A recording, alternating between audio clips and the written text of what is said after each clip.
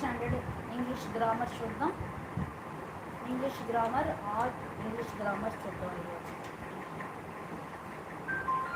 Exams కదా, ఎగ్జామ్స్కి నచ్చినట్టుగా అన్ని English grammar, English text book అన్నీ కూడా CBSE.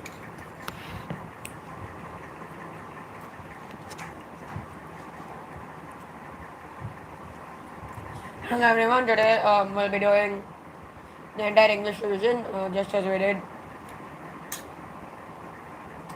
for social.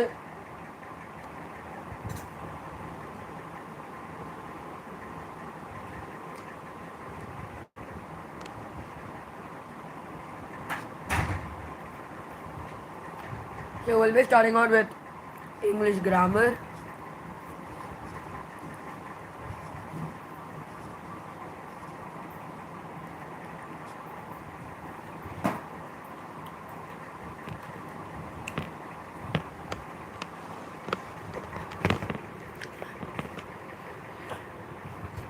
Just a minute, guys. So just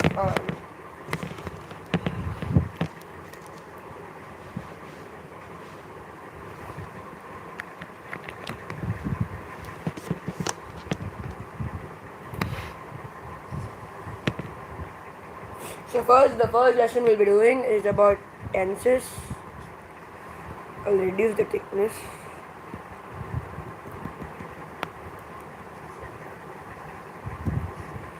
So let's just wait for a few minutes.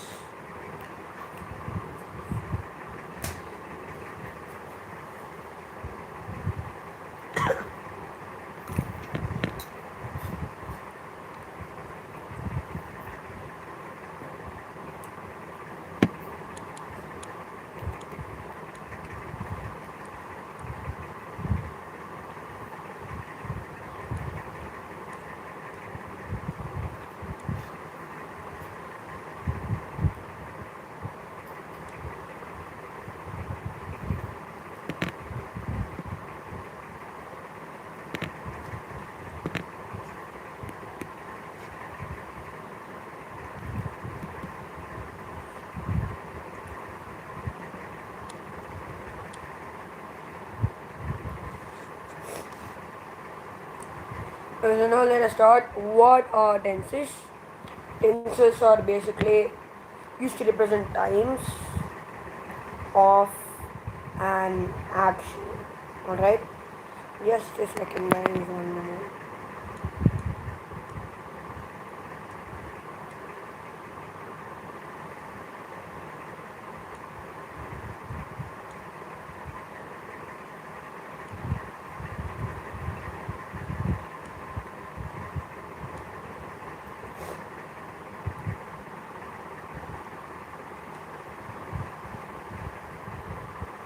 So I just pointed out.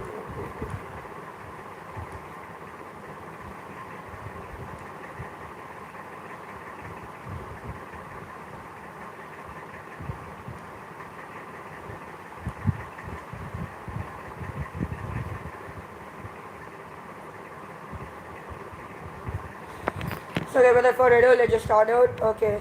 So what are tenses? Tenses usually basically are used to represent the times of an action. Now there are three main types of tenses. They are the present tense, past tense, and the future tense. Now each of these tenses have their own verb forms, which we'll be discussing in this class. So let's just wait.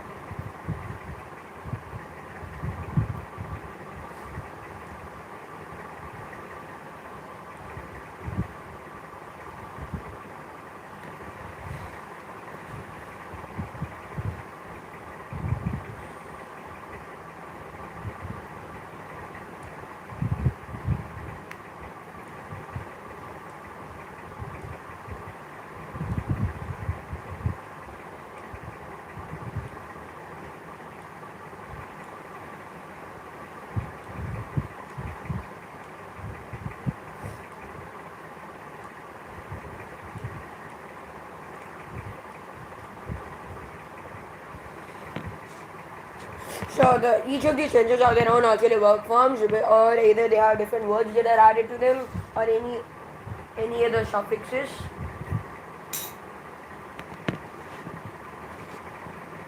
So let us start off with the present tense.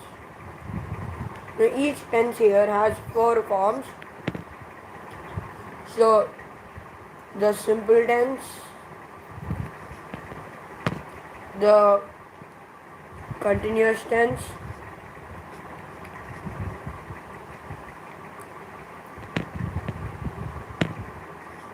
the perfect tense, and the perfect continuous tense.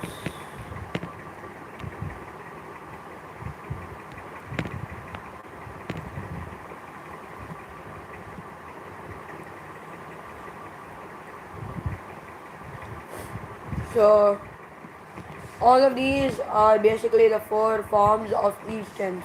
So like we have simple present tense, present continuous tense, present perfect tense, then present perfect continuous tense. Then again we have the simple past tense, the past continuous tense, the past perfect tense, and the past perfect continuous tense. So let's start with the present tense. What is the present tense? It is used to talk about an action that happens in the present. It is used for everyday actions that are true for a period of time, and then basically in the present tense, the singular form, which you may have learned in the subject verb agreement chapter, singular form, you have s and es, then an ies depending on the word, and the plural forms you don't add anything. It's just the original form of the word. So some examples of present sentences are, okay, the sun rises in the east. So I'll change the color. If you look at this es, it's because the sun is just a singular word. We're just referring to one word, which is the sun, and the sun is only one object, and you're not referring to multiple objects. Let's say we have another example. All the planets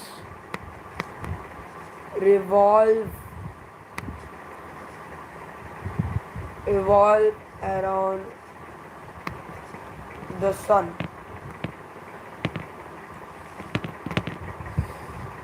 So here you notice that you have planets. So it means you're not referring to planet, you're referring to planets, which is something that's plural.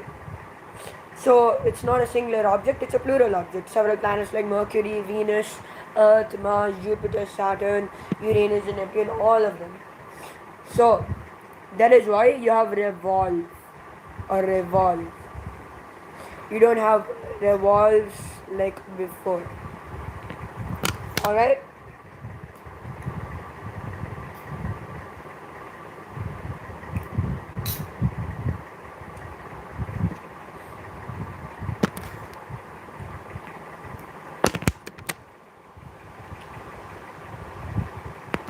Let me just try to give you guys a poll on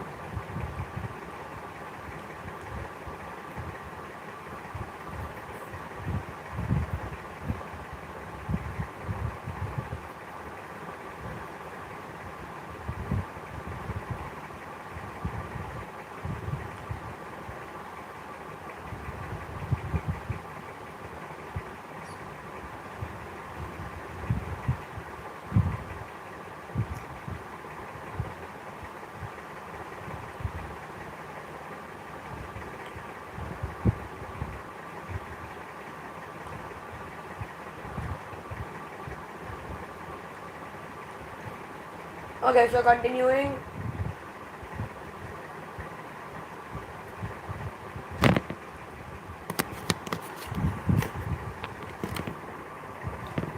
revolves. So because it's not singular, so that's why you don't have revolve here. You use revolve. I mean, this might be a little confusing, like I mean revolves or something, but this is a verb we're talking about. Now let's say use a noun here in case planets. Planets basically refer to plural. Planet refers to singular, which is pretty easy. But then in verbs, it's the complete opposite. So something without an s or es is used to refer to the action of a plural noun, while something with an s or es is used to refer to the action of a singular noun. But you'll get used to it within a few days. So, we have finished present tense. Now we'll go to present continuous tense.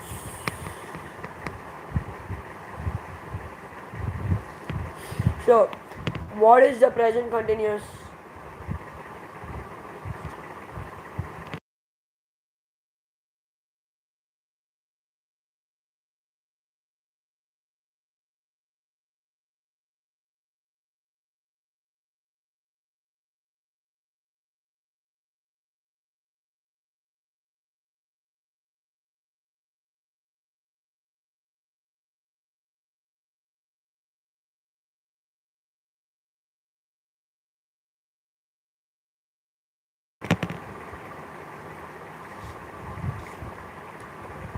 So, what is past continuous tense?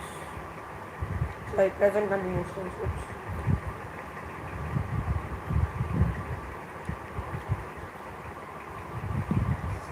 So, what is present continuous tense? Basically, present continuous tense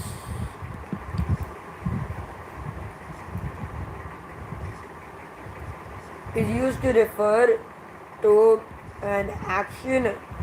Let's say this is an action that is now. Let's say this is now. It is still going on every day, and it's true, and it's still happening, of course. Let's say he is going to school. Okay, so this is a verb which is go. Now when you add go plus ing, you get going to school, which is v1 plus ing is here v1 go plus ing, which is going. So with present continuous tense, you basically use the ing form of the verb. Alright, so he is going to school, which means he's still going to school. He's supposed to reach school, or he's going to school, or let's say he's coming back to home. He's still coming, he has to come. So that is what the present continuous tense is. Alright, now what is now the past tense, or the past first one? Now let us go on to the past tense. First we'll convert the simple tenses and the continuous tenses, and then we'll move on to the perfect and perfect continuous.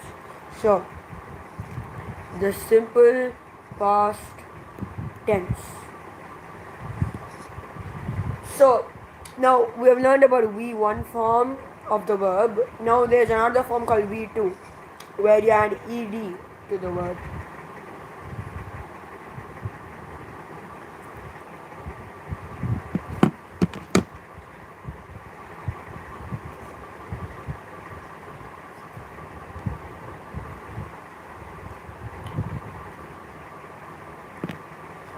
Is there a way I can create a poll?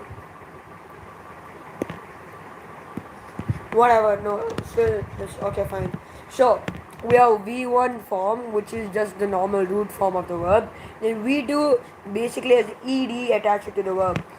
Ed or d or an ed.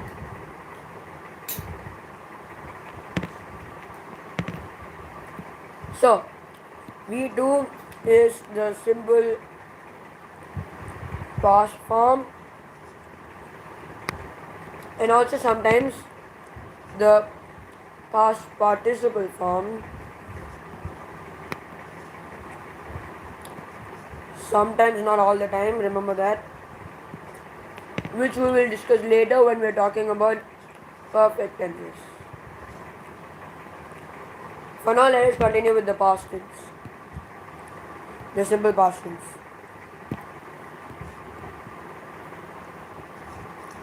Points are: first, the past tense refers to an action but that started as well as completed in the past. So let's say he finished his homework. So here of course finished is the verb. So the root form is finish. Then the V2 form, finish plus ed, which is finished. Alright, now he finished his homework. So basically he started his homework in the past, then he finished it in the past as well. So he finished it a long time ago, now he's doing something else. Now refer to actions that happened repeatedly in the past. So let's say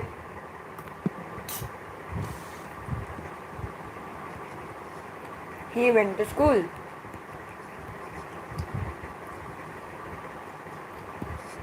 That means he was going to school again and again every day. Of course, that's a everyday action. It happened repeatedly in the past.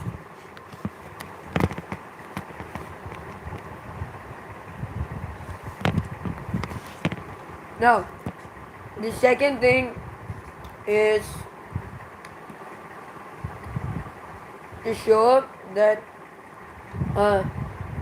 an action was true for some time in the past.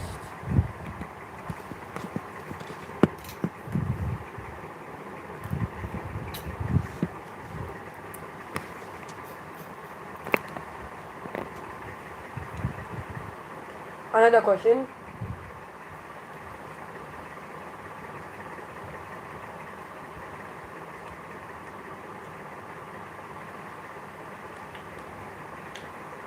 I'll just wait for a minute and then again I'll tell you the answer and we'll continue.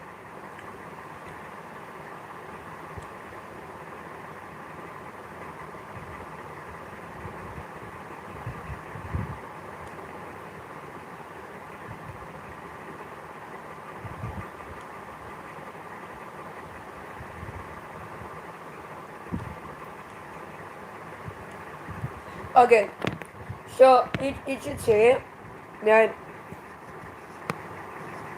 he went for coaching classes.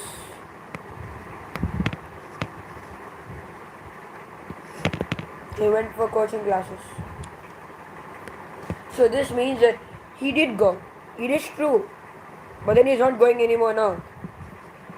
He went. But it's not he goes. If he goes means he is going even now. Like even in the present. However, he went means he used to go. but he doesn't go there now. Now let's move on to the third rule. Wait, is it the third rule? I have done many rules. Oops.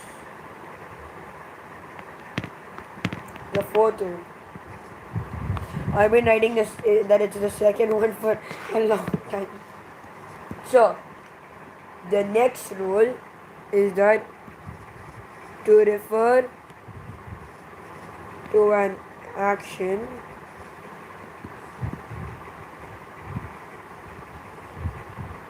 that occurred ordinarily, or to make it more simple, to refer to an action, a sequence of actions that took place in the past. So like a sequence or a number of actions that had actually taken place.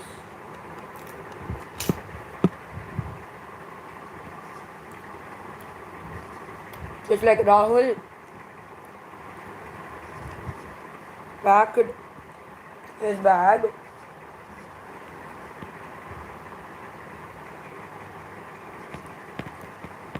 brushed his teeth, revised for half an hour,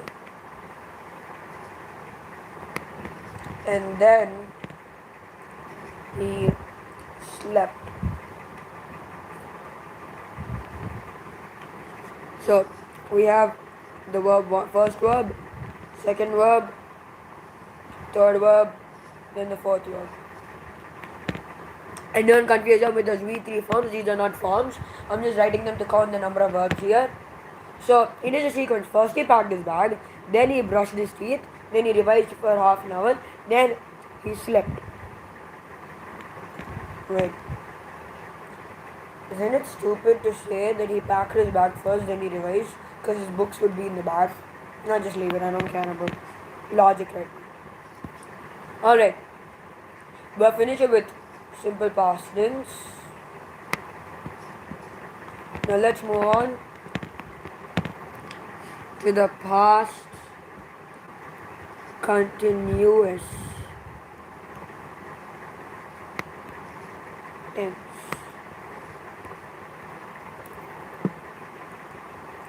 Now, what is the past continuous tense? Similar to the present continuous tense.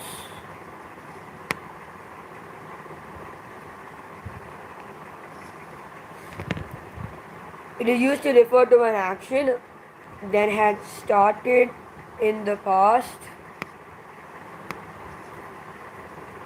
and was still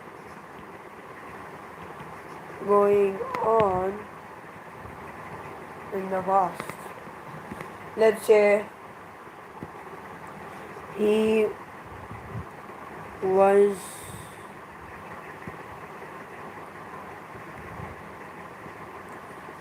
going to karate classes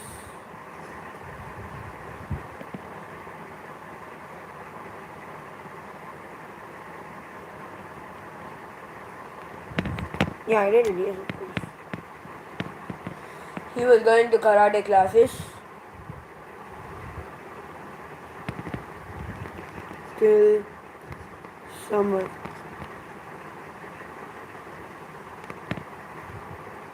So like this one is used to show and he was going to karate classes till summer. So like summer, let's say you're in calculus and you say lim x approaches 0.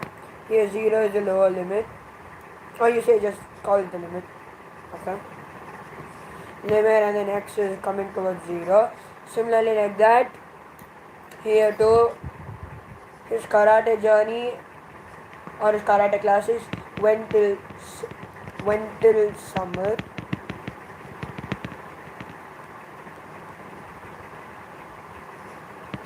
Okay, and then he stopped there. This is small funny ideology. I mean, it's not funny, but still you can use that as a example because many people I know. Okay, so yeah, so they went to karate classes, but then he stopped at the time. So it is used to refer to an action that was happening for a certain period of time.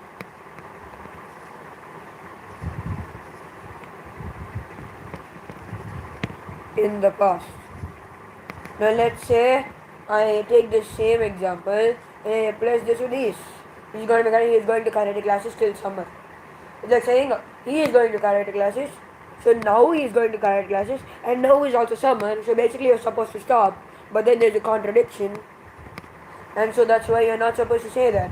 You're supposed to use was. Now let's say you have they was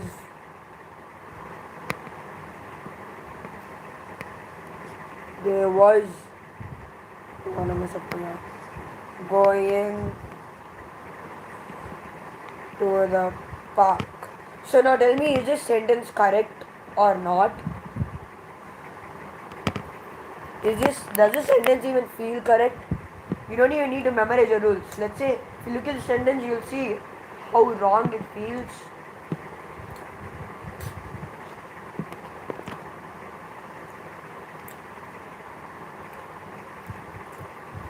It feels so wrong to even say it. Like they was going to the park. It sounds wrong. It was supposed to be they were going to the park. Alright? Then let us move on with the simple future tense.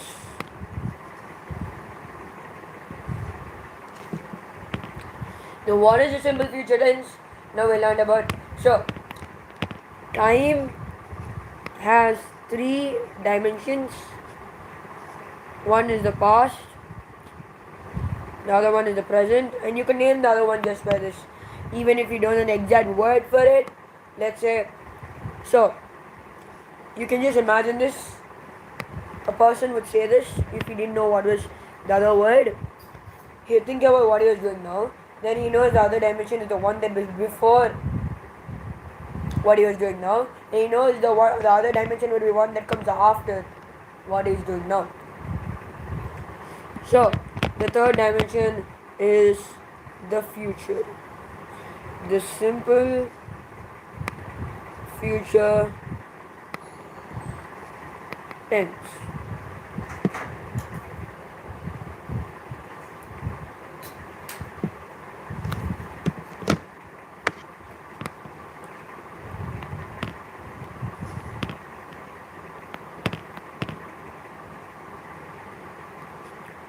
Now what is a simple future tense? Simple. Used to refer. You guys just use a better handwriting for a second. Used to refer to an action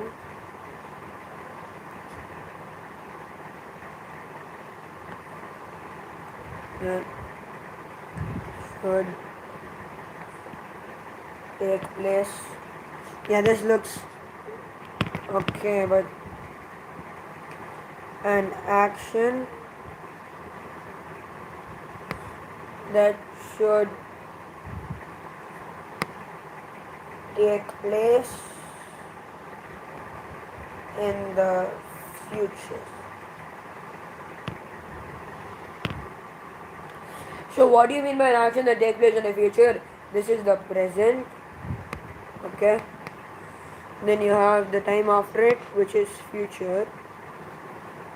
And let's say now you're studying for a max exam, and then you're thinking, I will do well tomorrow because the subject is easy. So here you're saying I will do well tomorrow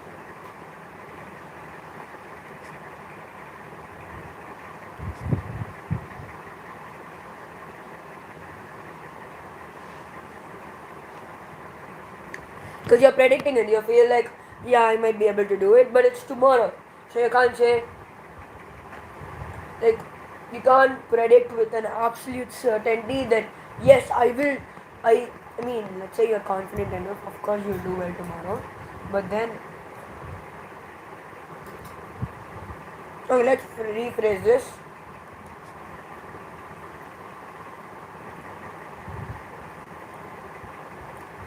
I will win the prize. Now you can say that I will win the prize is not something you can say with absolute certainty. Yeah, you would win the prize. Maybe there's someone better than you in the competition. Not really. You guys can do well. You guys might win, of course. But I will win the prize means, let's say you have a competition tomorrow or someday or some, then I will win the prize for that competition. That makes you. That is an example of the future tense. No, example of the future tense.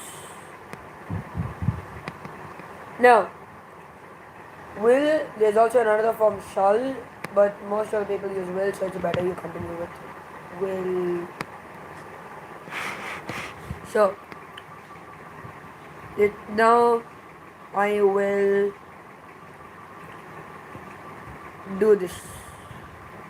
And yes, it is used to predict something or use it to find probability of something. Now the next one is the future continuous tense. Now the future continuous tense, the continuous tense is used to refer to an action that starts in the future and continues up to a specific point of time. So this is the action.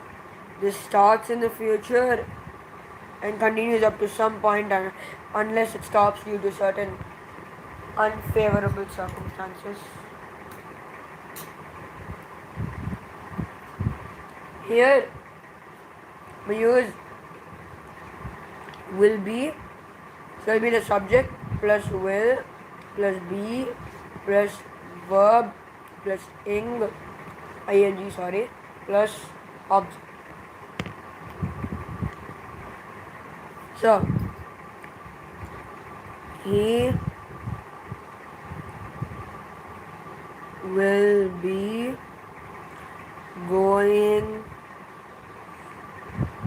to school tomorrow.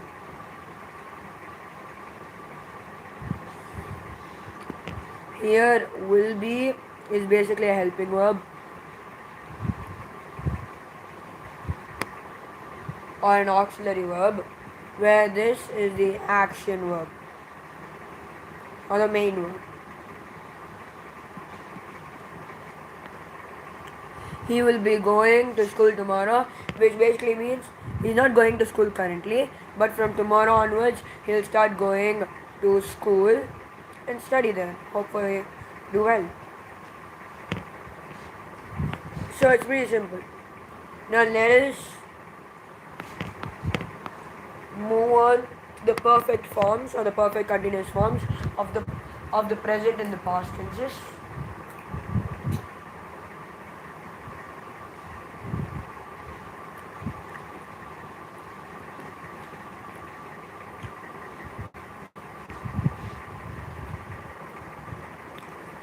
Now what is the present perfect?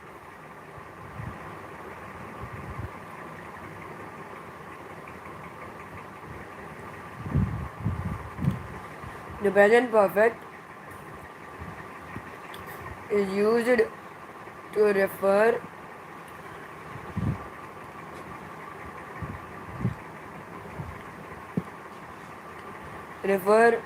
to an action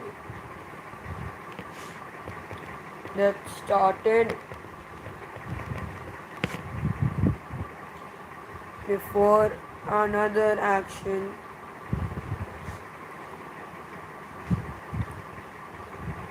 in the present while it's the same decision but in the past.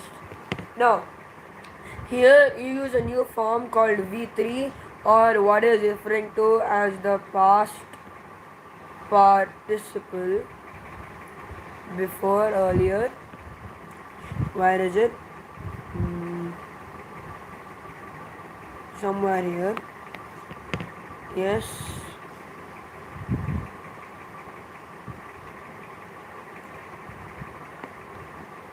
Just leave it. I'll just tell you now. So, again, as I explained before, there are three forms of a verb, especially a main verb. They are the V1 or the root form, V2 or the ED or the past form, V3 which is the past participle. We can say the ing form as the fourth form, but as a continuous form, of course. So, let's say you have this sentence. They have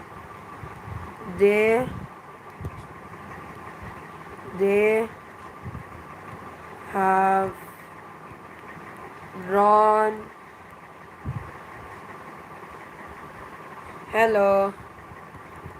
the picture. So here this is an example of the present perfect.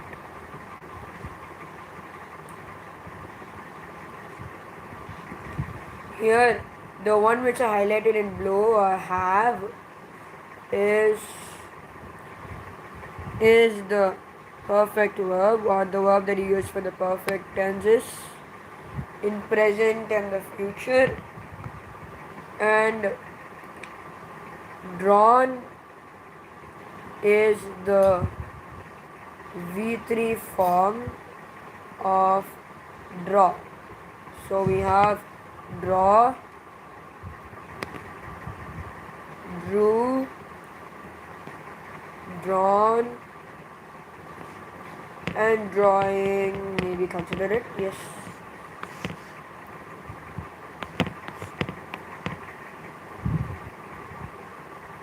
So they have drawn the picture.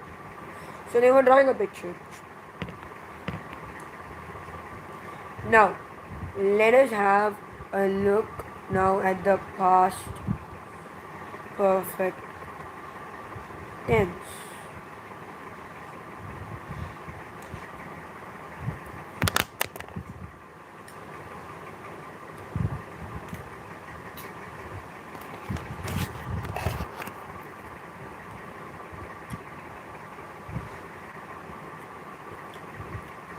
As I told you before, it's the same as this,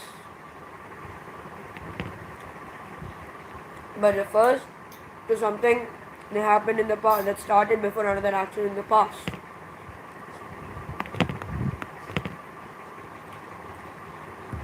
I'll just write it once again, okay? Refer to an action that started before another action in the past. Example, here before we were using have, now we'll be using had, even but for both perfect and perfect continuous. So they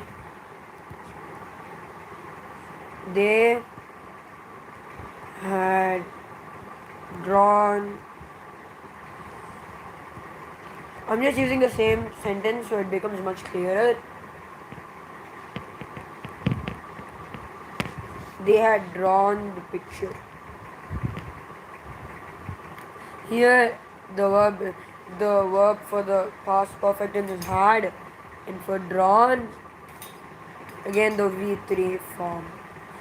So like for all the perfect continuous we use V3, and for all the passive voice forms also we use V3. We'll get to active and passive voice later.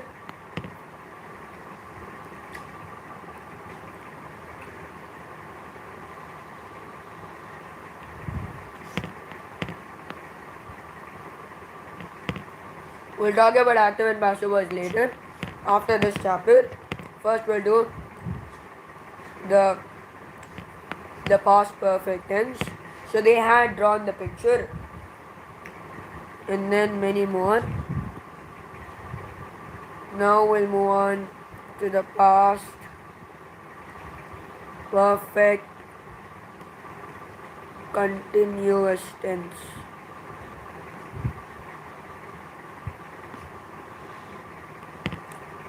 Now what is the past perfect continuous tense? Now you see that the continuous tense of both past and present were used to refer to an action that started in the past / present and continued up to that a specific point.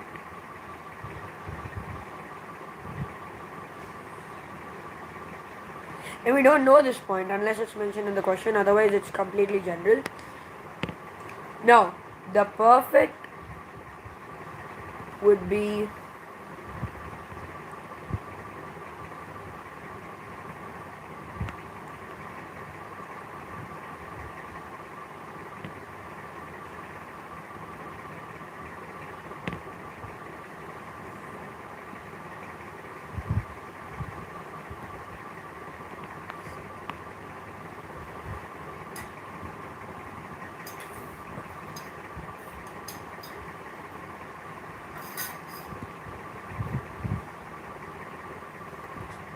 in the past / present.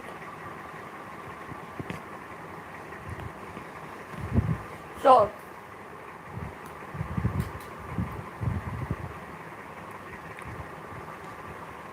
when we combine these two together, we get a product.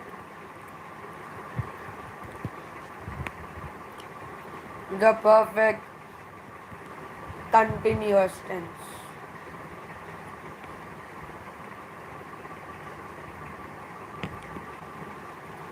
Now, the perfect continuous tense, fixing one of the mistakes I made earlier, uses S plus had / has / have plus been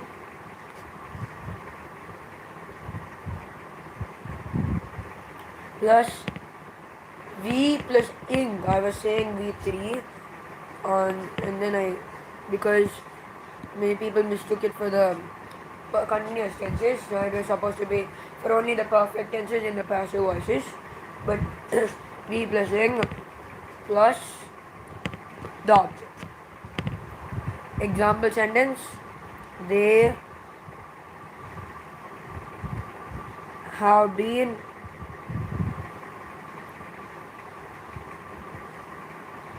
drawing the picture since yes the past 2 hours. This is for the present. For the past, you just replace this have with had. They have been drawing the picture since the past 2 hours.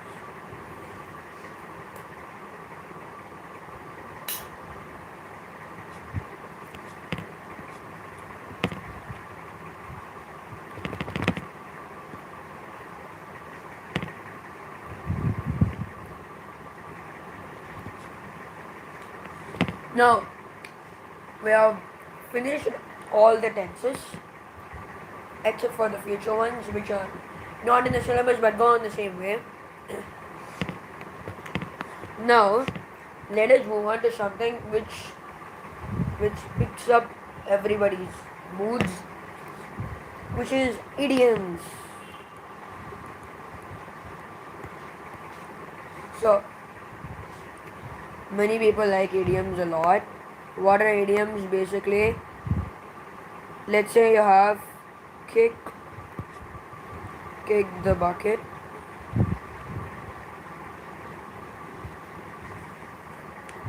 What do you mean by kick the bucket? Or let me just use a much happier. Break a leg. Wow. Break a leg. What does it mean? Anyone give me the answer? What does break a leg mean?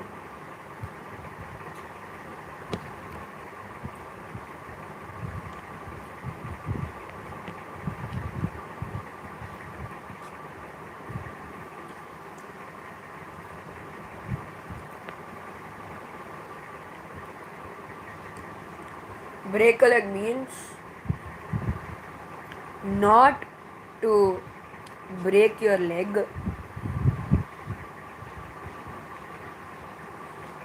No, but it basically means saying good luck. Now everybody will be confused. How does breaking a leg give you good luck? But it's just what it is. So from this you can understand idioms are not on idioms are not things, and by things I'm just objectifying it, which doesn't even make sense, but yes, are things that can be understood from the literal meanings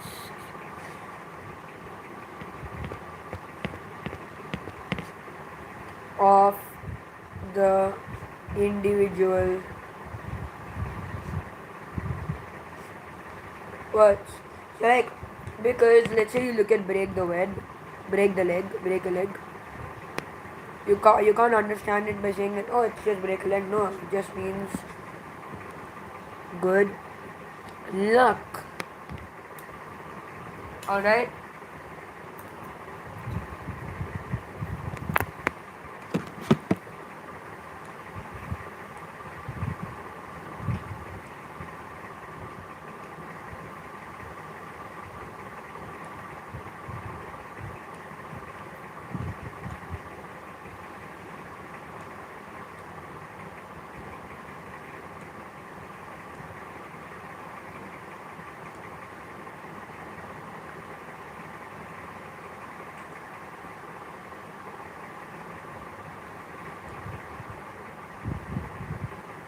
1 minute, guys.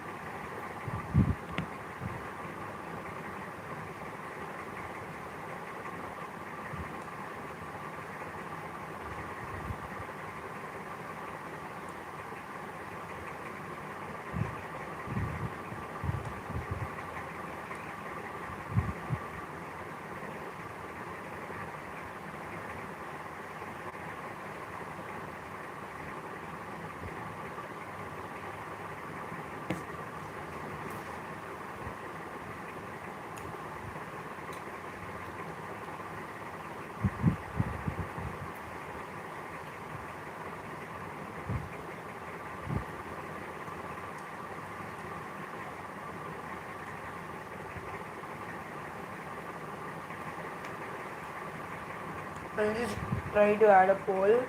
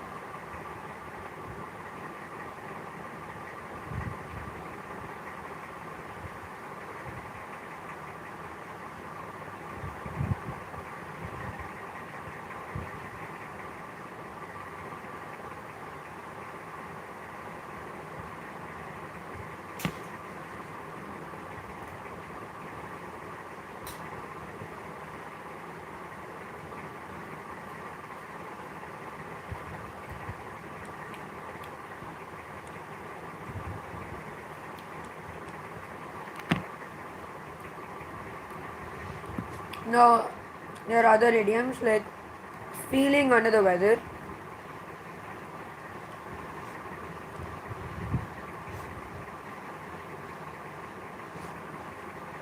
I just want anyone to drop the meaning. I'll give you a time of around 2 minutes. You can think and then drop the meaning.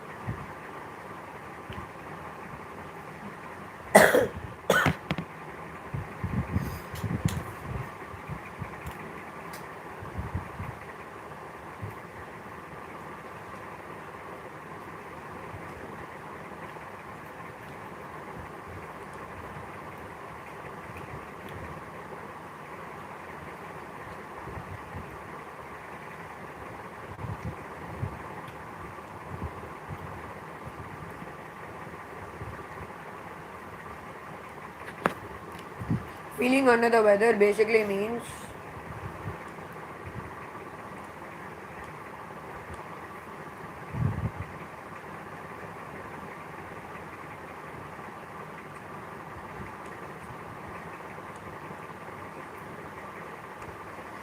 you are feeling unwell. Alright? You are feeling unwell. And so therefore that is why you are feeling under the weather. I'm feeling under the weather, I'm feeling under the weather, I'm feeling under the weather, I'm feeling under the weather. Now, the next one is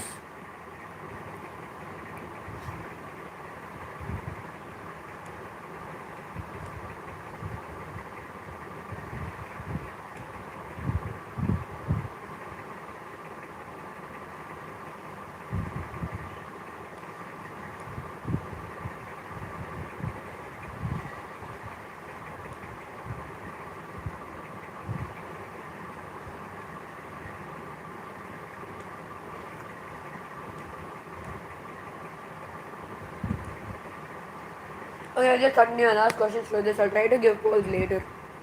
Alright, fine. I'll just go on to the call the moderator.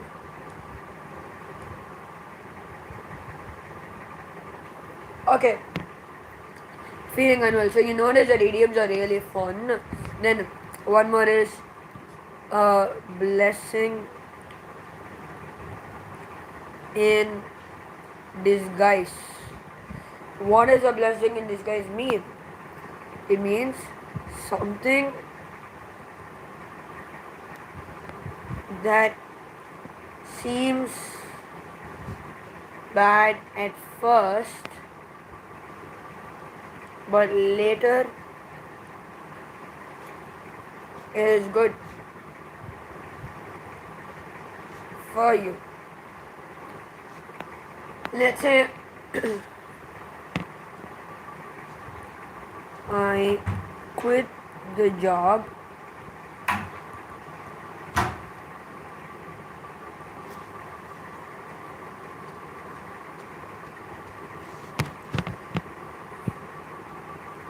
feeling bad, and but it proved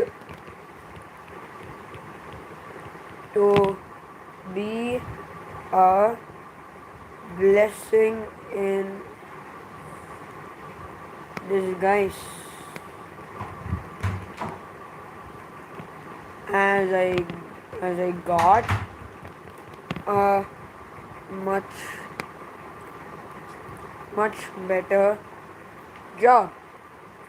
So basically, you quit a job and you felt bad about it, but then it proved to be a blessing in disguise because I got a much better opportunity and a much better job. Now we finished idioms, alright? It's a really small chapter. Let us move on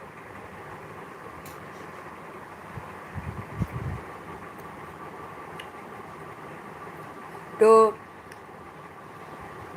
degrees of comparison.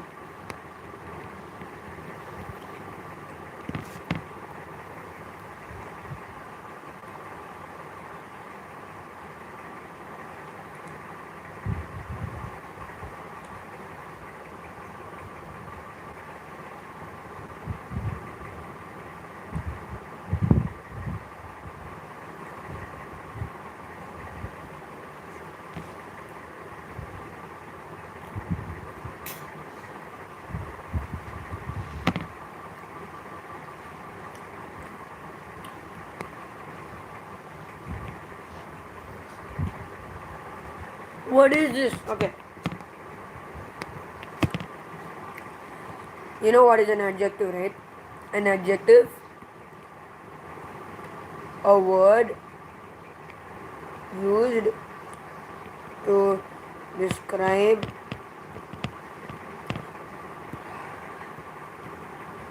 a noun or a pronoun, right? So here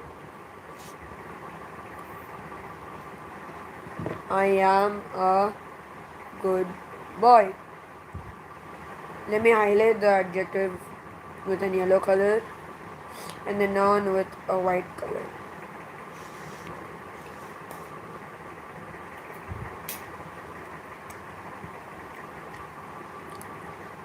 Here good refers to, it's an adjective of quality.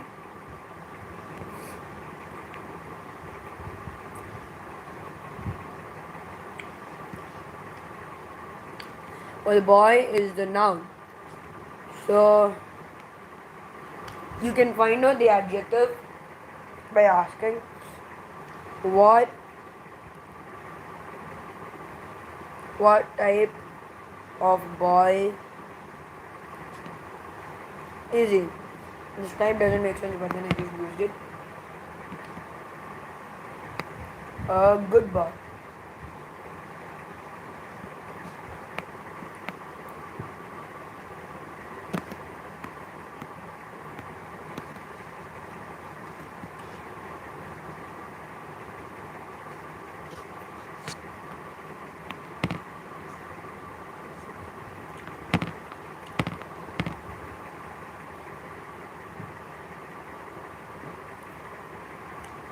Now this adjective of quality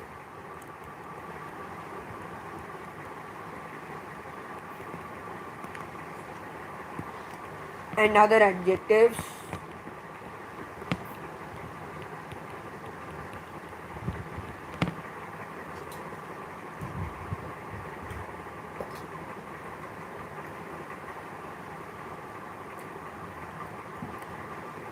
change their form when they are used to compare objects. There are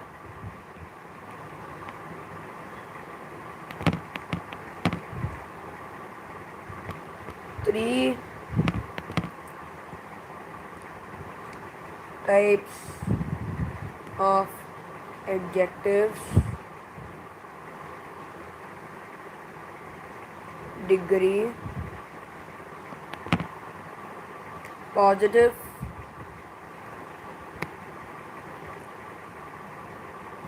the positive degree is an adjective in the positive degree is used to describe only one noun. One noun. It doesn't offer any comparison.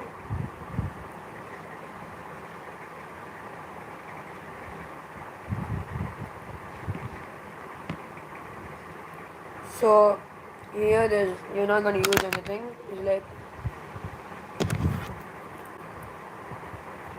Ramu is a good man.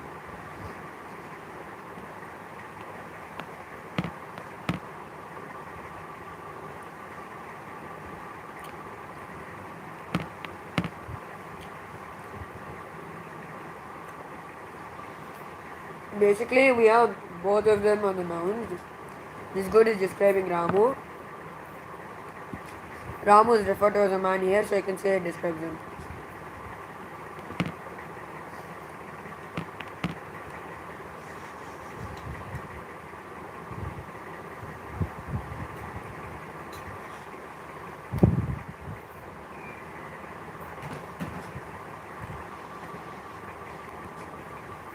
The next one is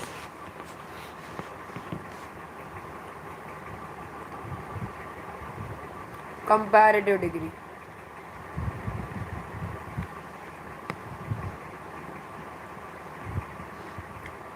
What is the comparative degree?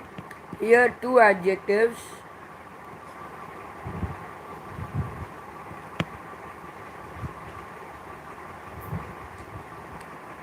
are used to compare, offers comparison,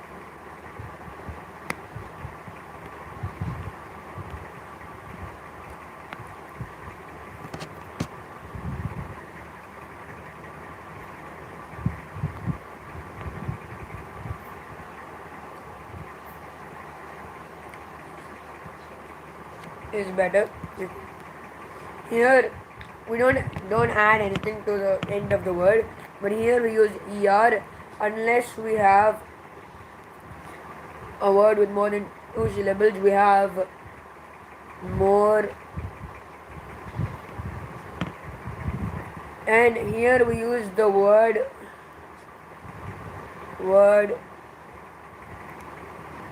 than before, sorry, with the adjective.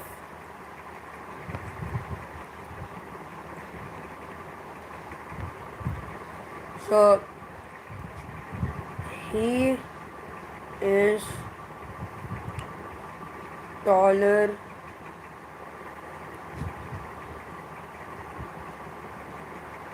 than the Burj Khalifa. Wow, nice dude, man. How did you increase your height up to? So I'll just guys a 10-minute break. Sorry, yeah, 10-minute break. Then again we'll start. Till now, we have completed two chapters and we're almost done with the third chapter, which is the adjectives. After we finish all of this grammar, we'll move on to writing skills. Then we'll do a small summary of the lesson.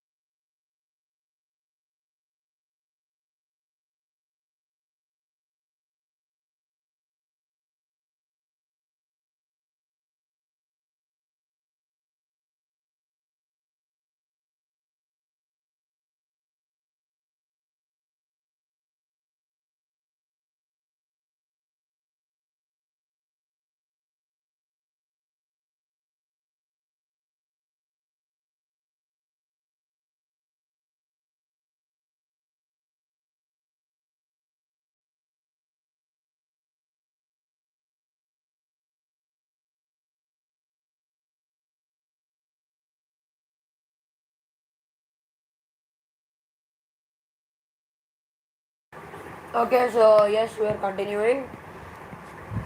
He is taller than the Burj Khalifa. Really nice joke. Now, the word taller, and we have then.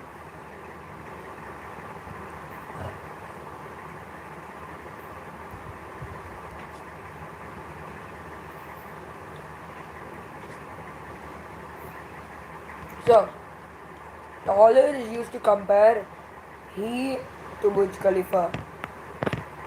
So, everything in grammar can be represented visually. So, this is him. This is Burj Khalifa. Burj Khalifa, you're an amazing place, and I'm not disrespecting you, just for a, to create for a good humor. So, he is taller than the Burj Khalifa.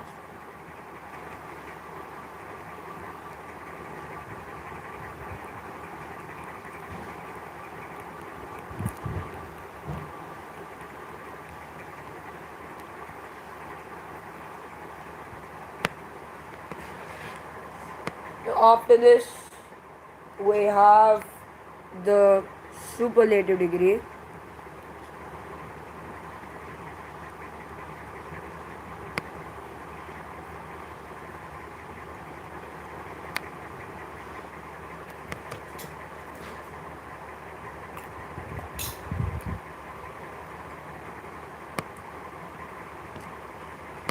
Now, in the comparative degree, we use than.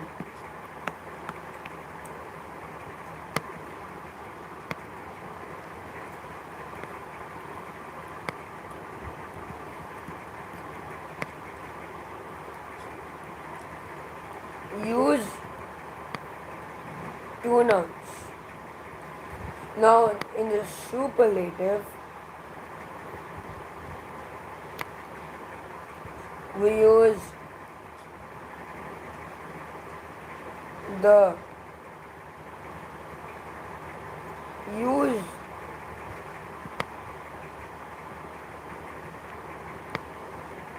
three or more nouns. So let's say he is the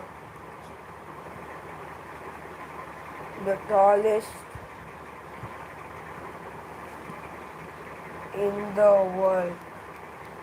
So here we're not comparing any specified number of nouns. Maybe if you can approximate it, you can say 8 billion. 1 to 8 billion. If you refer to this as a world. So that's what we're doing. We're basically comparing a large number of people to one person to a large number of people. So we finished adjectives, degrees of comparison. Now till now, no, we need likes, guys.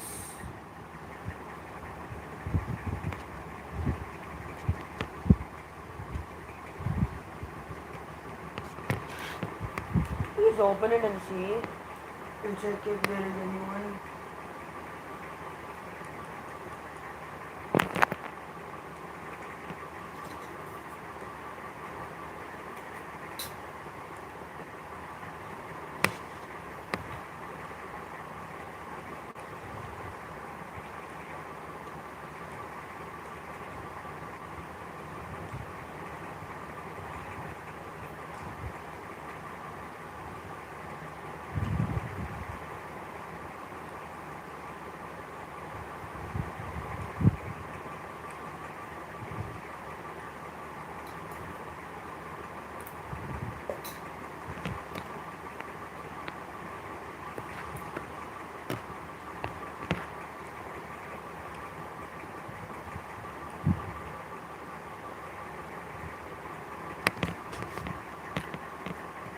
The next chapter we're doing is, we'll take a new page. Active and passive voice. Active voice expresses an action performed by the subject. Passive voice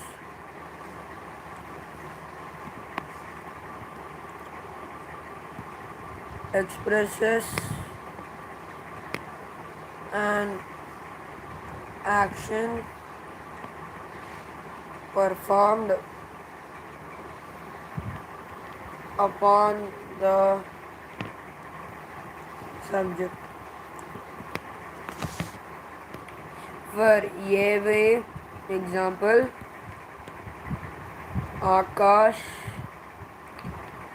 helps the poor and the needy. Now first, in order to do better in active and passive voice, we need to know the structure and identify.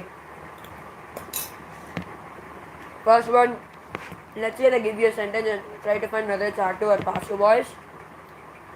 The first thing you do, there are two methods. There are three methods.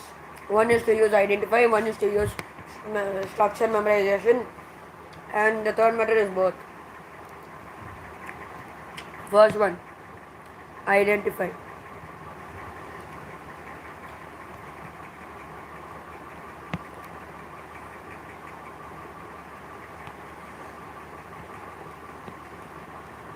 No.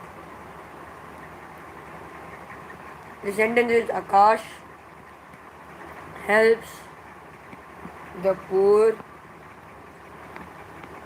and the needy. First, identify. Subject is Akash. Object is this poor and the needy. The action is performed upon the poor and the needy. Slash verb V1. When it is S plus V1,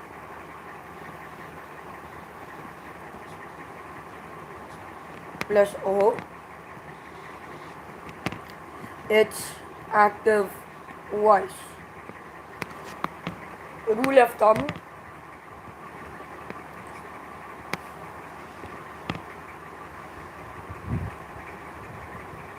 rule of thumb,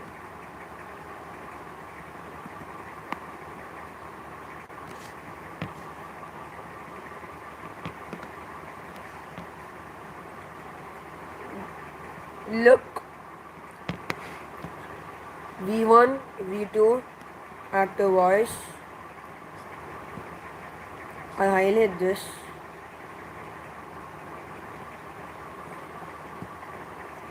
V3, V1, V2 forms and the ing forms are all EAV. V3 forms are all PV unless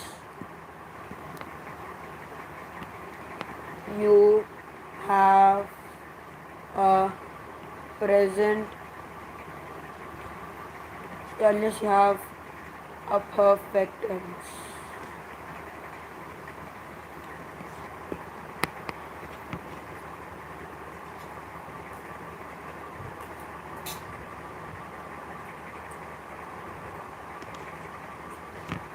One minute, guys.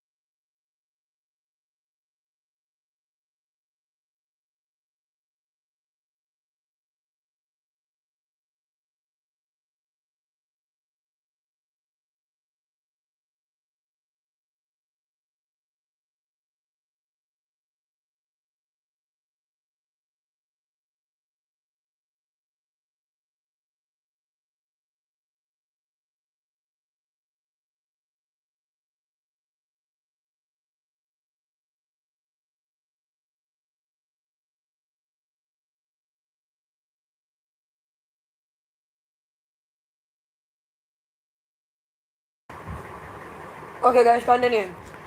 No, one is passive voice. Passive voice doesn't seem to convey that much inflection.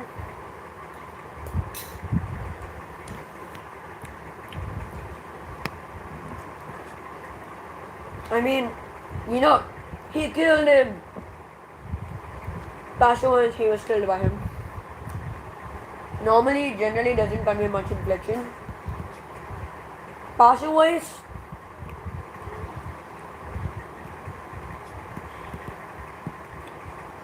action performed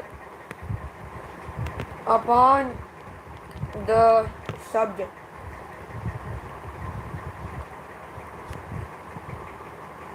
Identify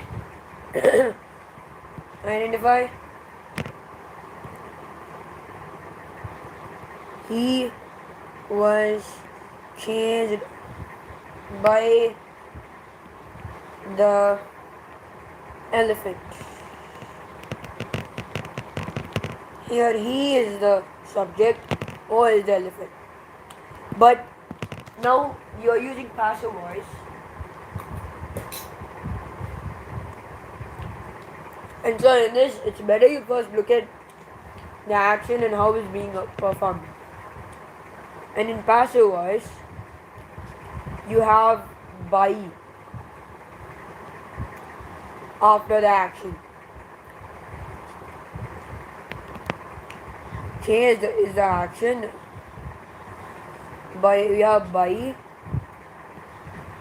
So identify object subject in terms of who is performing the action and who, because he was chased by the elephant means in passive, in active, elephant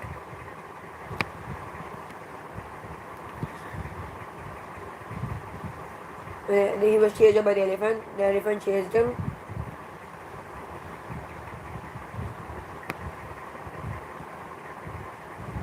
Chased him is the active voice. Now, memorization is used when you convert active voice to passive voice. Let's say they ask you in the exam, they give you a sentence and then they ask you to convert it to active voice or passive voice respectively. You use the memorization first for present tense. For AV, it is subject plus verb S/ES plus object. For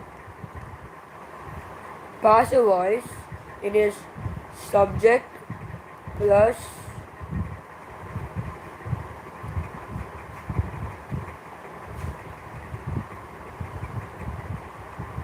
is/am/are plus V3 plus O. You remember I discussed about V3 in the tense. So yeah, passive voice, this is passive voice. Then again, for past tense, it is active voice is subject plus V2 plus object. Passive voice is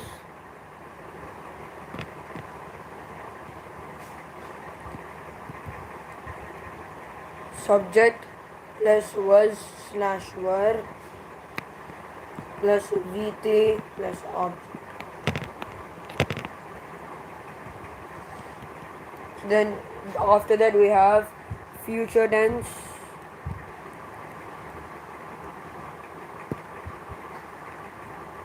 Active voice subject plus will/shall plus V plus object. Passive voice subject plus will plus be plus V3 plus O.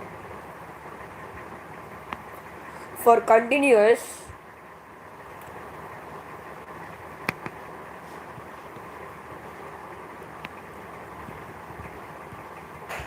you add, you know about how the continuous is.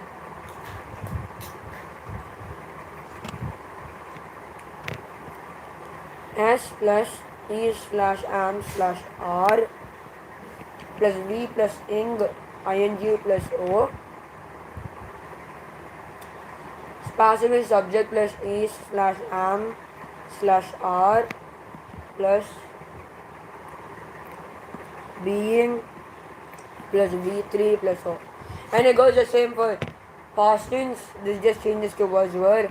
For future it is will be here and will.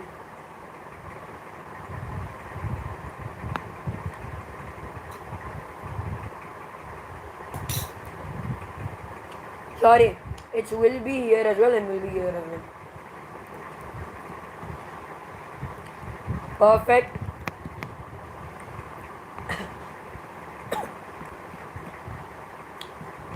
I can share this if you want.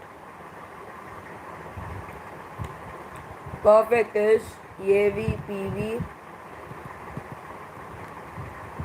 subject plus has slash have plus V3 plus O. Passive voice is subject plus has slash have plus been plus V3 plus O. Now again for past we have had, then for the future we have will have, and then will have been here. Now we finished active and passive voice.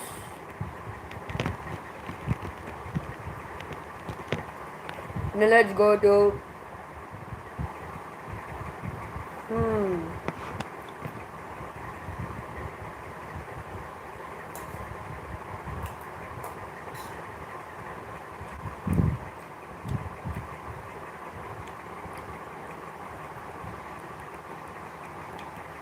direct and indirect speech. 1 minute.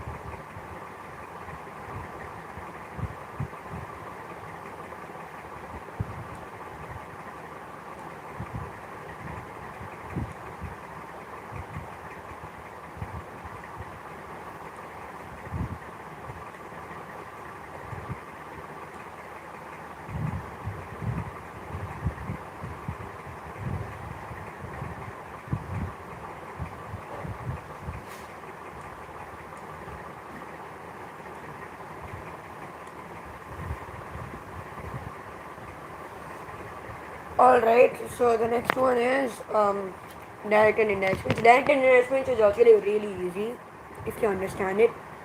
The only key things you have to remember is the present tense becomes past, simple present versus simple past.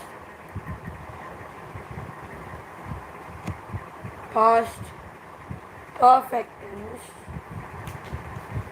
becomes past perfect continuous.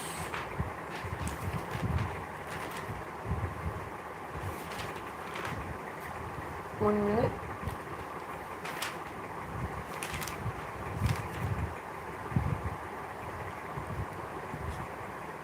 First, we'll just go with the simple past tense goes to past perfect, past perfect. We'll go to past perfect continuous, and present perfect goes to past perfect. Those are the key things that I remember. Now, basically, the reporting verb in the direct speech is said, while in the reported speech, it's basically said that I told. She said that, and then the rest of it. Let's say we do mother said.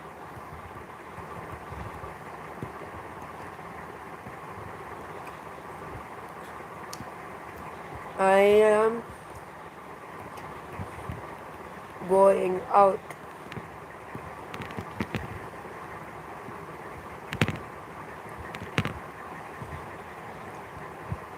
Mother said that she was going out.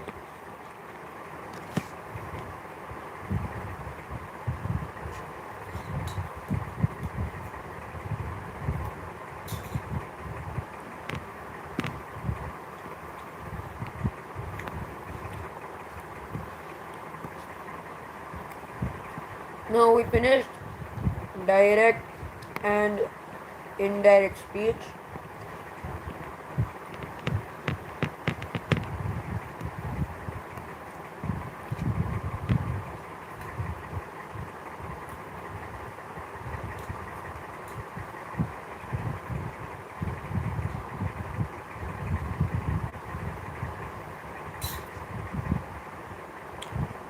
Let's move on to transitive and intransitive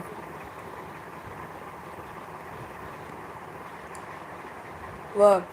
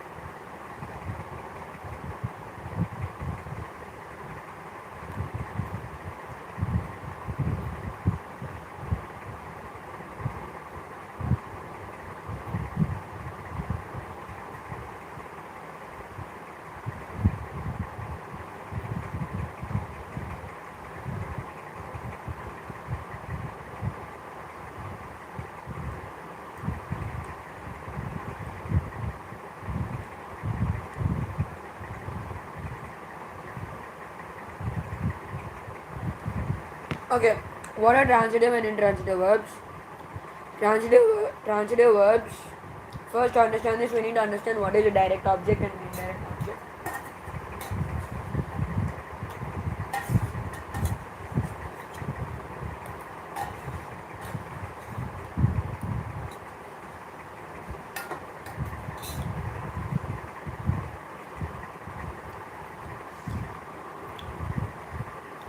Verbs show action. They can be position, condition, classified into transitive and intransitive. Transitive verbs have a direct do slash io, direct or indirect object. Intransitive verbs are verbs of action slash being. Okay. What is the do? A direct object is a noun or a pronoun receiver of the verb's action. Now an indirect object receives this direct object. And it also tells us how the verb, how it indirectly affects. Now, what are transitive verbs in the first place?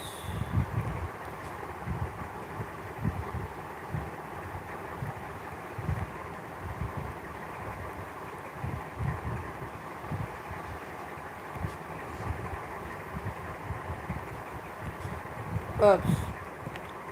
Verbs which need an object, which have need an object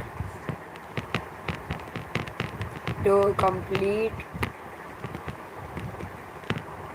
their meaning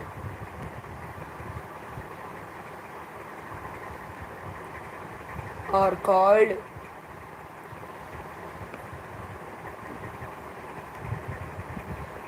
transitive verbs.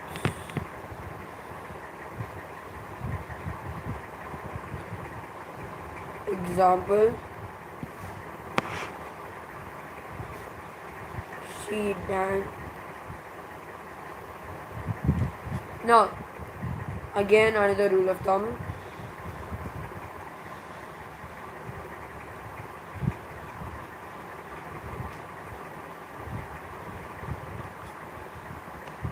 Transitive verbs answer the question what and whom.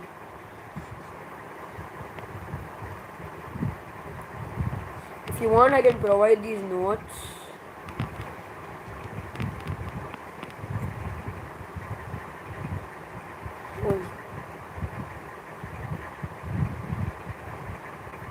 There's not much delay. So, he gave the bag to Priya. Gave is a verb. Alright? Now, every time you need to ask yourself a question. She gave the bag to whom?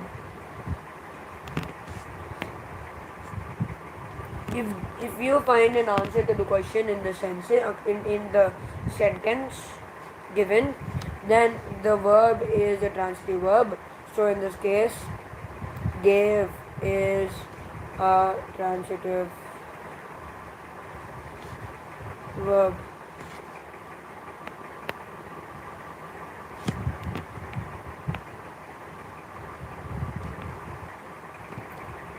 Now, what is an intransitive verb?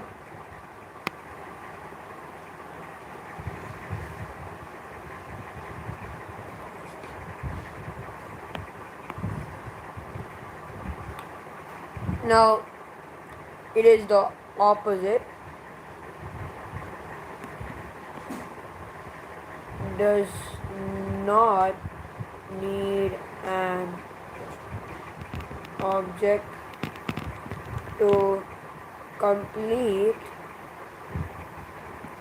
its meaning. Let's say she dances beautifully.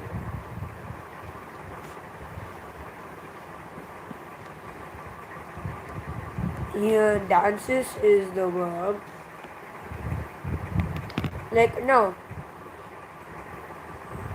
how does she dance?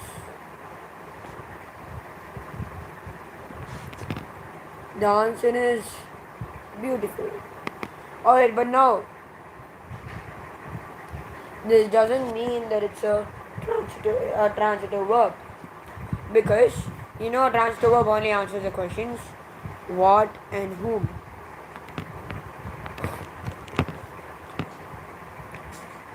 So this is not a transitive verb. Dances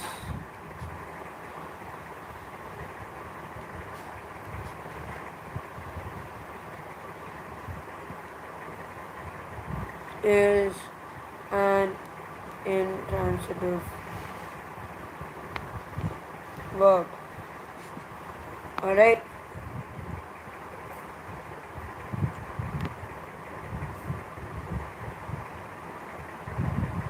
Okay. I'll give you three sentences, then we finish the chapter, of course. So, the baby cried loudly. Now, in this sentence, find the verb, list it in the chat, and also tell me whether it's a transitive verb or not. Alright? I'll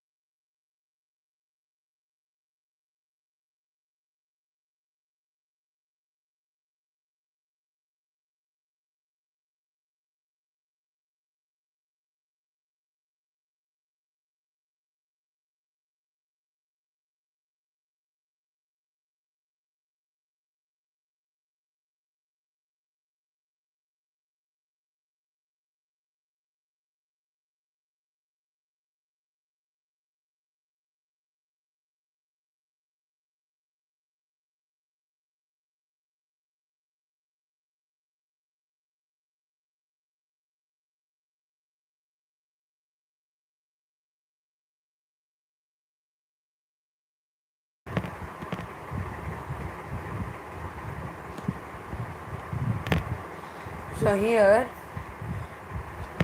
the verb is cried. Alright? So how did the baby cry?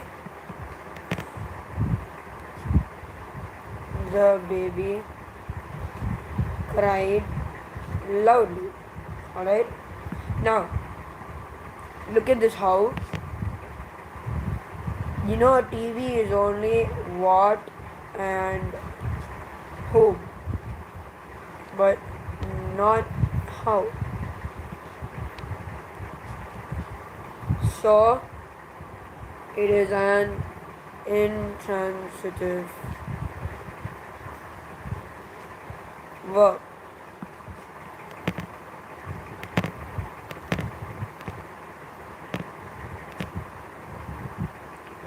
What about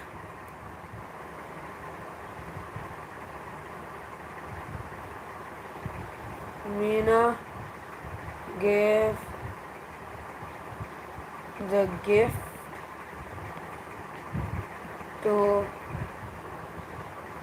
Soumya? Now here, but identify the verb, and is it a transitive or intransitive verb?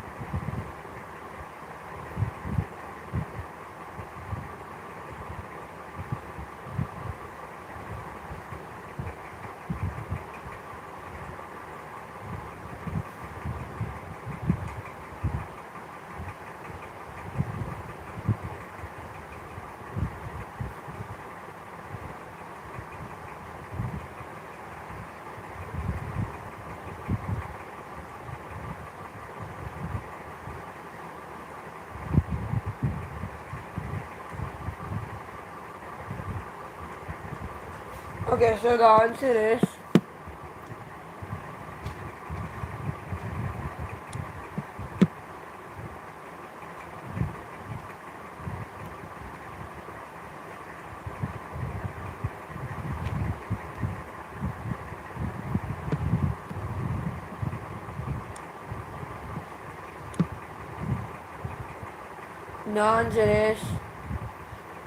Soumya.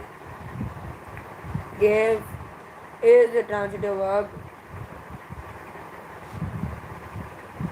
and you're giving it as it answers the question whom.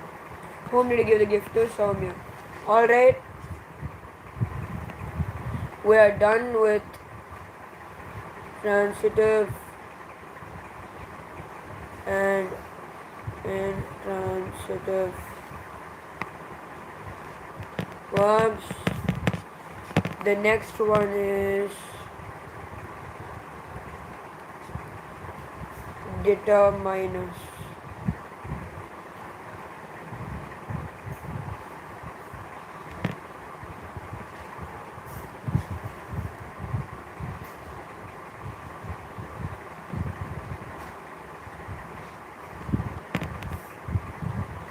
What are determiners? Determiners are used to show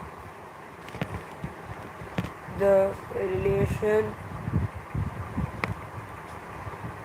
between a noun slash pronoun slash noun phrase.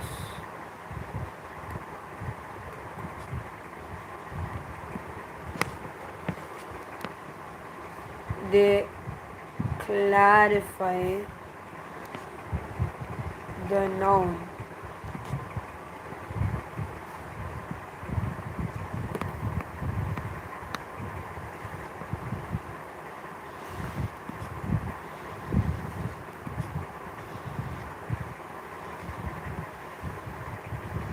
Just fun writing. Okay. Now, types. We have determiners inside this. We have many. Okay. We have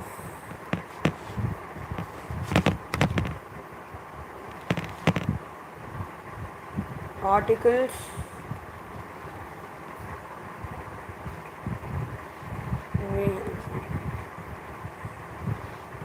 Then we have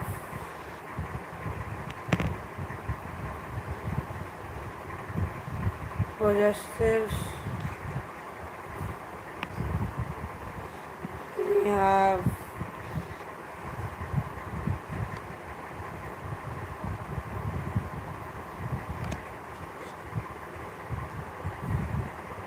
what did I do?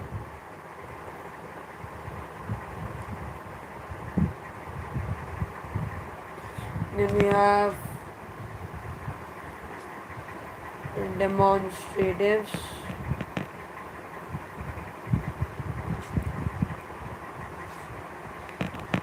Then we have quantifiers. And then we have ordinals. And there are many more, but then we'll do this so we don't get confused. Now, first one, let's start off with articles. You guys have been everyone has been learning articles since their second grade. What happens if I increase this screen?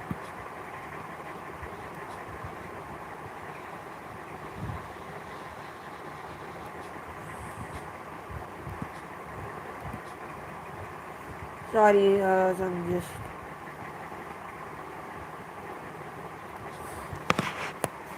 articles are yeah and the the whatever. So a slash an are singular, not specific,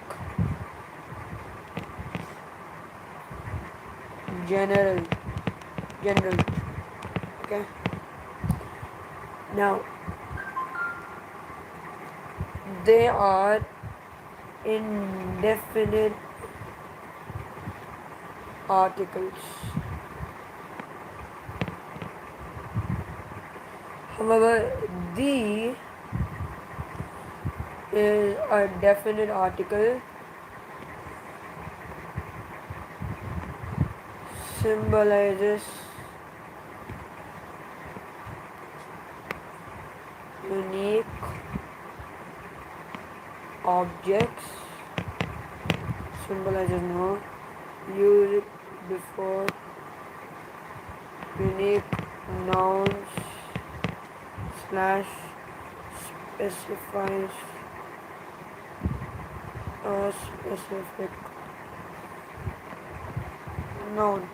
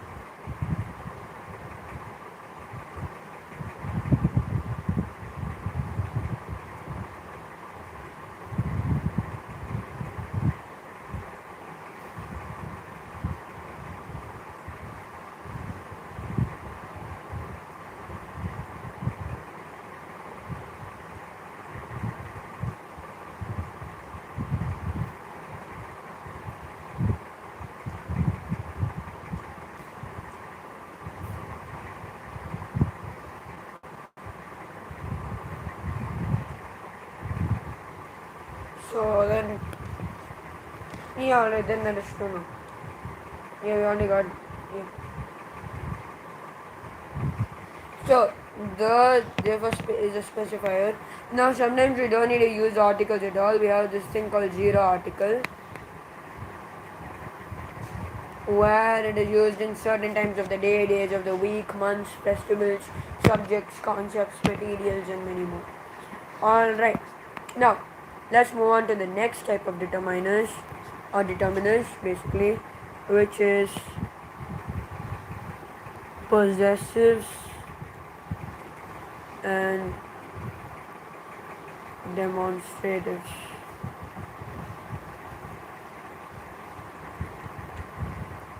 Alright, what are possessives and demonstrators? To show that something belongs to someone. For possessives, we have mine, yours, everything, yours, his, her, everything. Then it belongs to him and all. Then for demonstrators or demonstratives, it is demonstrators, not demons.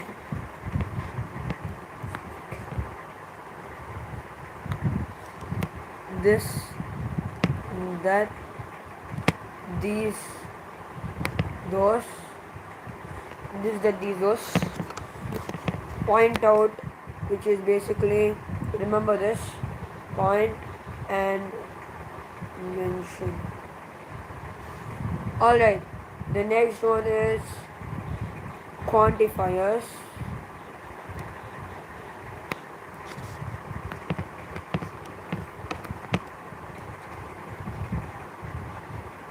Indicates quantity slash amount which is either positive or negative.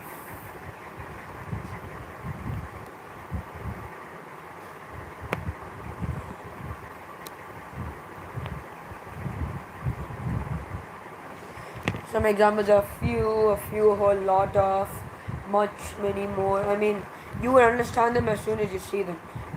Alright? Now, last thing is ordinals and interrogatives. I forgot I had interrogatives here, but you know it now, so alright. Just add it. I don't want it to.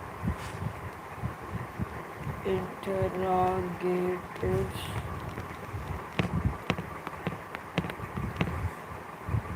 We have interrogatives, which is what, which, whose.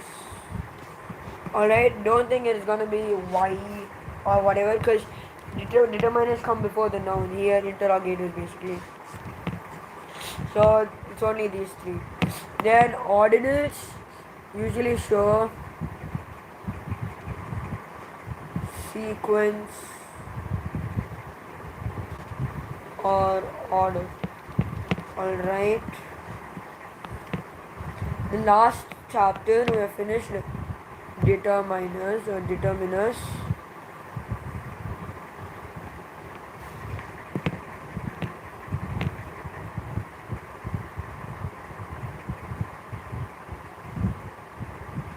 The last chapter is phrases, which does not require much explanation.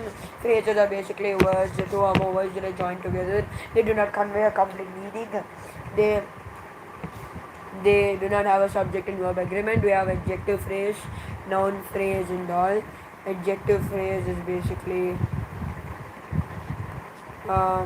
it's used to describe a noun or a pronoun. Noun phrase acts as a noun, and then the adverb phrase acts as an adverb, showing time, manner, place, etc.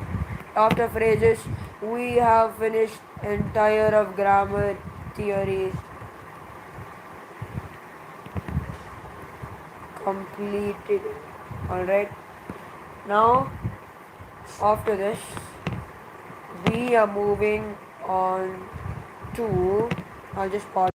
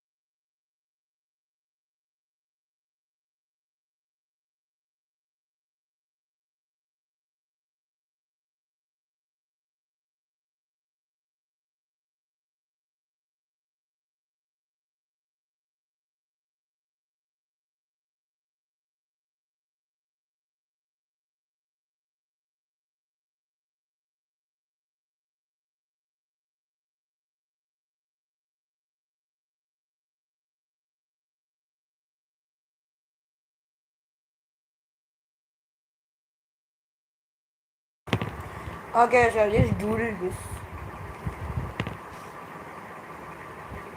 So, yes, this is our writing skill section now.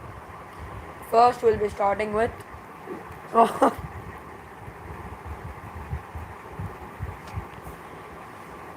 letter writing. So, what is letter writing? Letter writing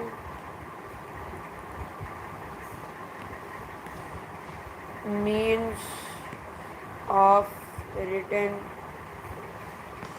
communication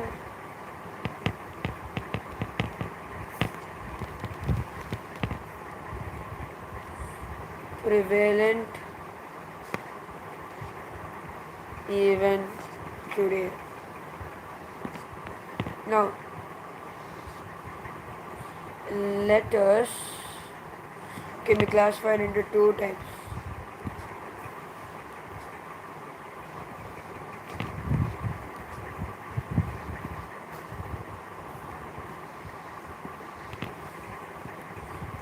Formal and informal.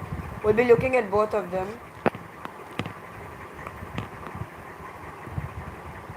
The format of a formal letter is basically formal letters are written to those people we do not know well, like editors, teachers, principals, all that. Now, a format,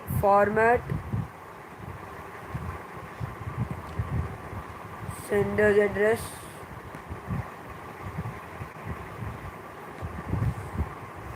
date, receiver's address, salutation, subject,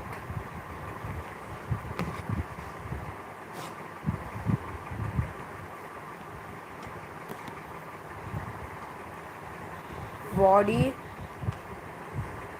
introduction. The body comprises of the introduction, which is the writer's opinion, can refer to an earlier article if it's the right letter to the editor.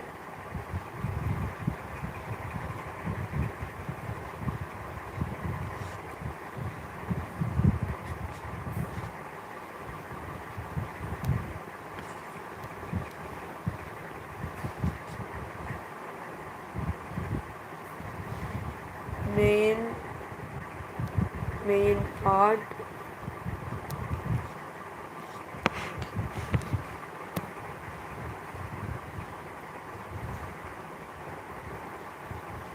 logical arguments slash evidences. We're talking about a letter to the editor, alright? So then this should be address of the editor. And here, if you are doing any basic letter, just provide details of it.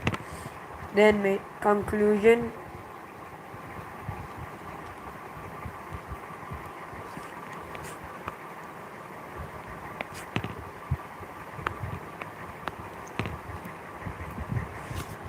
conclusion is end with a suggestion, warning slash a humorous comment.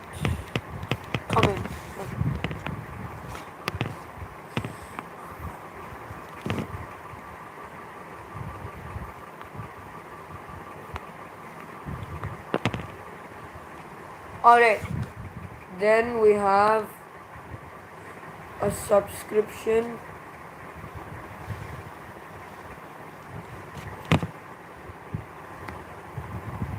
and your signature,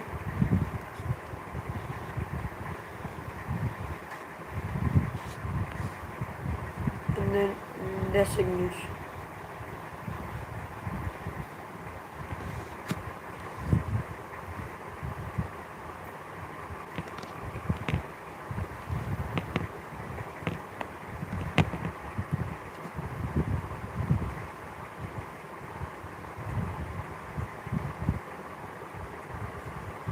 Okay.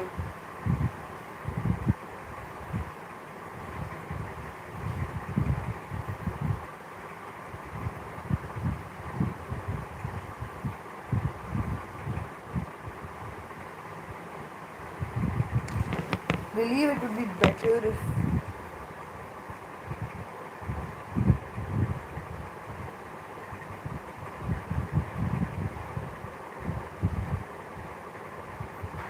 alright. Now we finished formal letters. Now informal is the same thing, but then you don't have the receiver's address. Am I writing this spelling now?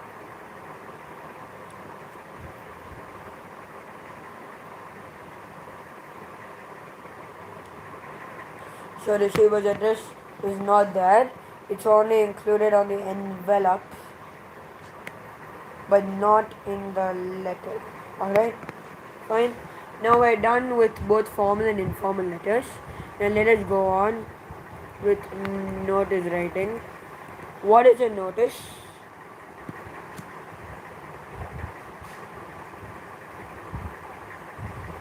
A notice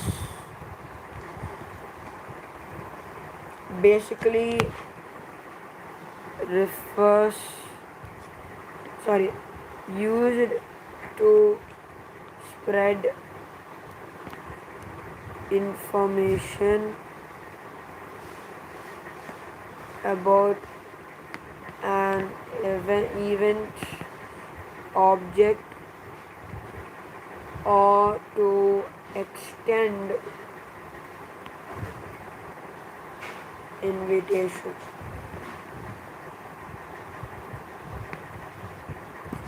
Yes.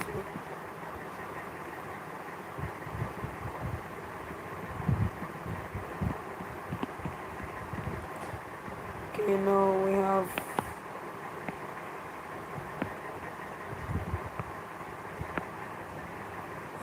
really good notes. Or to extend invitation. So, rules. Only you follow one rule. So two rules. First one is draw a box around the notice.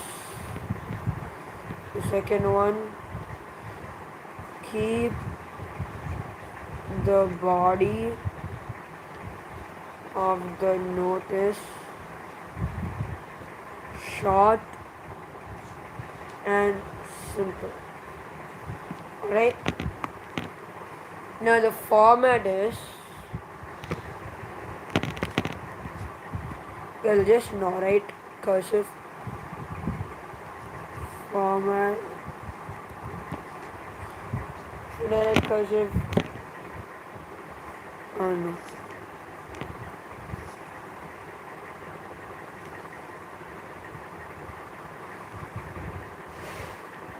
No, I'll just continue with the other.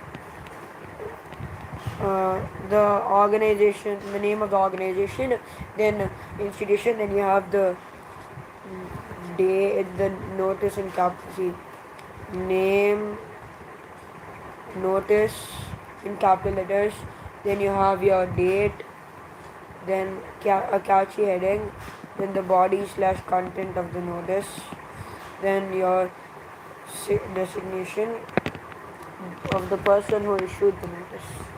Fine. After notice writing, we finish notice. Let's move on.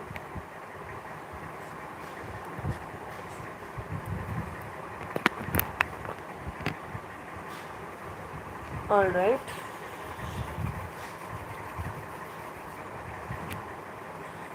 Now we have. No, why was I thinking of here? A diary entry. A diary entry is a really fun. The most, like, something where you can go all out with your imagination is diary entry, story writing, paragraph writing. description maybe a little, but then book review. My favorite is book review and story writing. Later, then after that, I have diary and paragraph.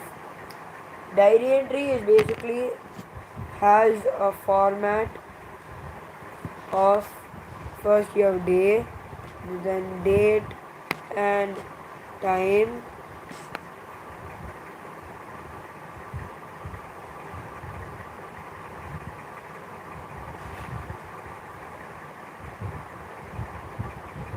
one minute.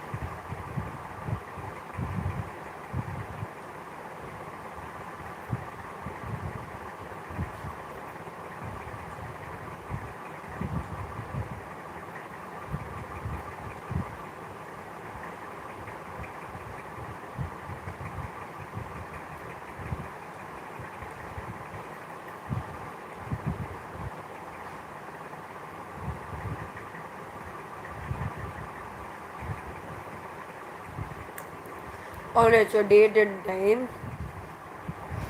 Then we have the salutation. Dear diary.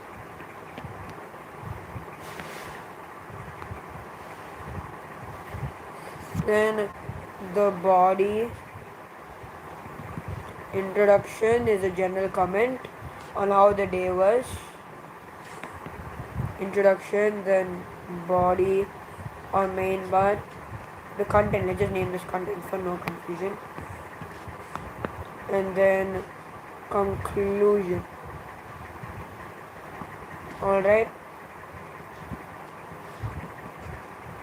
The conclusion is a closing statement, body is the main part. Alright. Now then you have your alright, in your destination and all. Alright, the next one which we are gonna be doing, we finished diary entry of course. Then we'll be doing story. Alright. Paragraph. Because both of them are gonna be a little bit connected. Story writing is a really creative art. You need a good sense of imagination, humor, and your language usage. Alright, so story writing.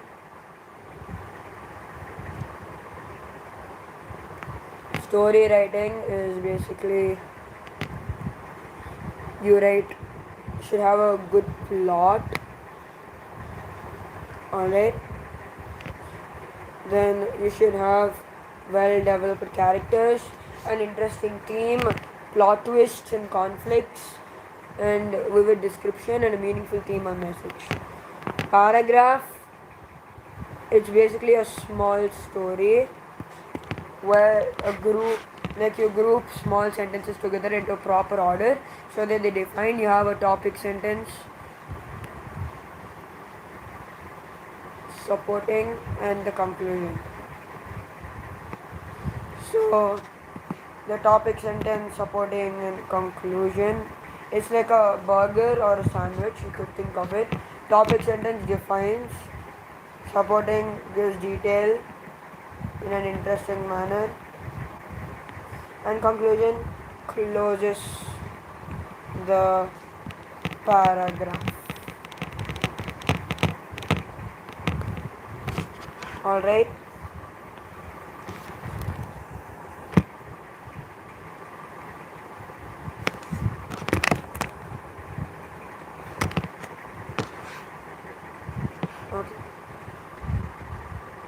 done with the paragraph. Done with the paragraph. Sorry, first we finish the information, then we have the. Sorry, first we finish the information.